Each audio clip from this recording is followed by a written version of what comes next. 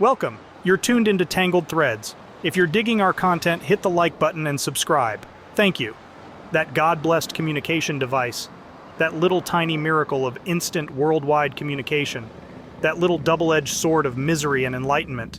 You know, if only the world had grown up just a little bit more before these divine pieces of technology came into play. Yeah, that would have been great. But no, I don't think good men knew how much of an impact these things would have in their lives. Men who take care of their families, men who take care of their women, maybe even a little too well. Yeah, it seems that stability and strength are not what any woman wants.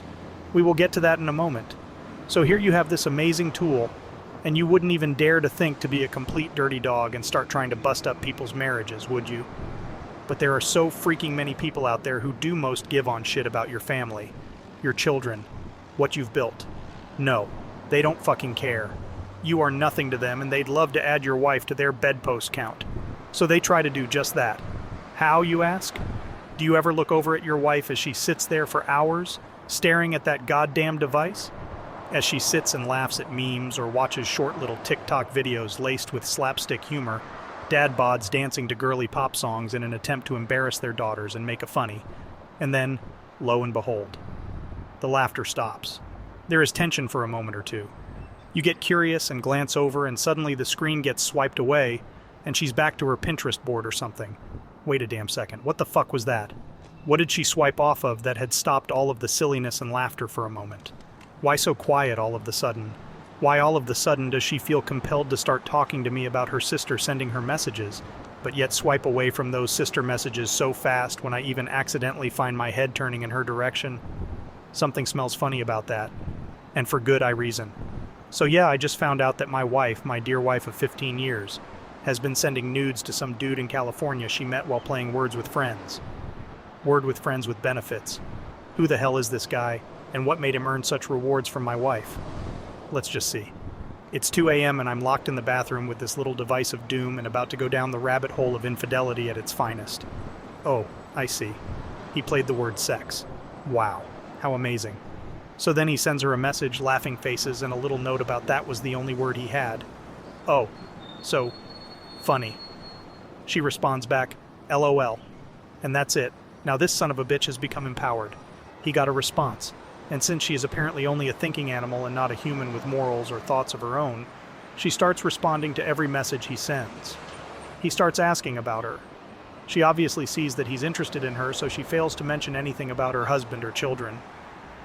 What kind of food do you like? Where do you like to go on vacation? You would never believe it, but he likes all of the same things that she does. Are you surprised? He asks a more risque question, and then gives a half-hearted apology, letting her know she doesn't have to answer, which makes her answer, and with all the more details. He tells her that she's pretty hot, and that any man that gets to be with her should consider himself lucky. She once again fails to mention me, her oh-so-lucky husband whom she's betraying with every message sent. So yeah, he naturally asks her to jump over to Snapchat, and then the real sexting begins. I know, it all disappears, so how do you know what was sent? Apparently the goods were so good that they all got saves as screenshots. Yeah, that kind of defeats the purpose, but memories, right? Tits and clocks everywhere. Balls and lingerie. How exciting. I mean, this man will surely pay all of the fucking bills after he jizzes on his phone camera for her, right? So as I see all of this and take pictures of her phone screen so I have the evidence that she will inevitably deny later, I ask myself, why in the world has she not matured into a deeper level of love, affection, and devotion? Has life become so routine that cheating is the only way to get a rush? Why not make things exciting for your spouse? Why not say what the hell you want? Why not take control or, God forbid, you show some gratitude to those around you and to the universe for giving you a solid home with food on the table, and a nice car and a nice job, beautiful children, and so on? No, send nudes to strangers. That's the ticket to a happier life for sure. So I call her out on it. No. I walk in and throw a pillow at her sleeping head and throw her phone down on the bed next to her. She wakes up in a shock. I ask her what the hell is going on. No answers, of course, just a look of a child caught with her hand in the muffin box again. Then the tears and the I don't know what's wrong with me bullshit. Oh, am I supposed to feel sorry for you now? Am I supposed to hold you and tell you it will all be okay and that maybe we should talk about things? Maybe have a sensitive little heart-to-heart discussion about how we can get better? Bull fucking shit. Stop that crying crap and give me some damn answers and now before I bash your phone to bits with my sledgehammer. Oh God. You think getting caught would have conjured up the most heart-wrenching reaction? But threatening to destroy that device sent her into a complete whirlwind of drama and moaning and wailing. Jesus. It's not like I'm taking heroin away from an addict. Oh wait, that's exactly what this is like. Her escape from reality was right there next to her. A way for her to live like an adolescent, wild and free. A way for her to give her best energy to strangers who tell her she's pretty, because they obviously deserve her best. So I grabbed that device back up again, and she literally linked at me, locking onto her phone with the strength of 20 men. Strong men.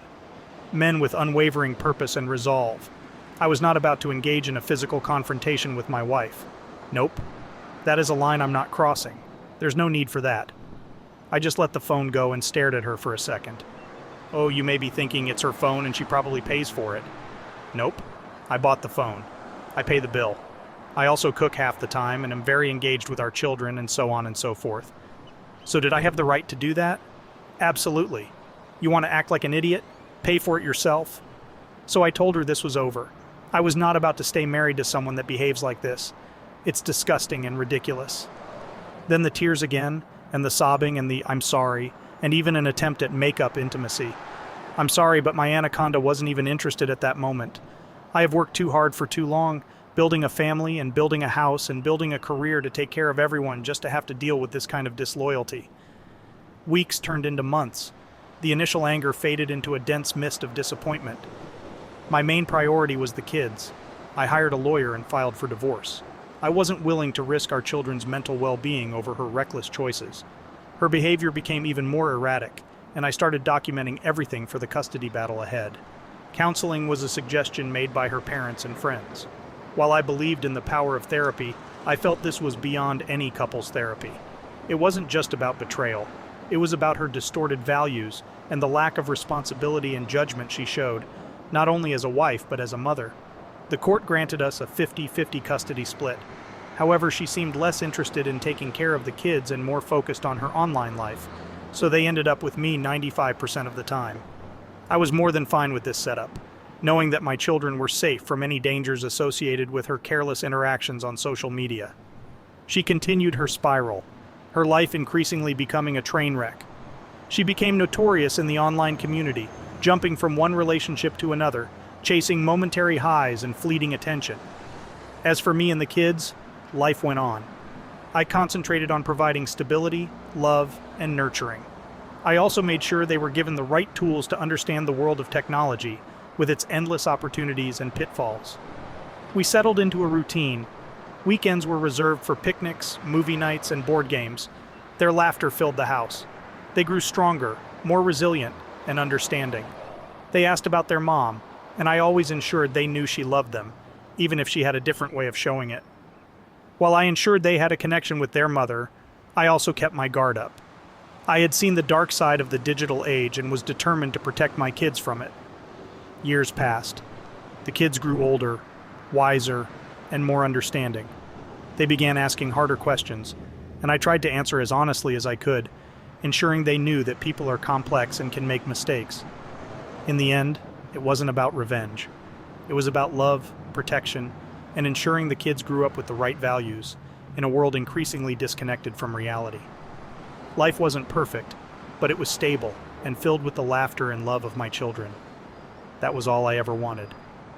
Well, at least the kids have a stable and loving force in their lives.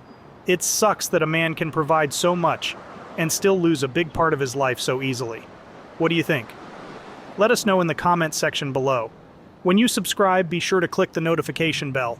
Click here for more Tangled threads.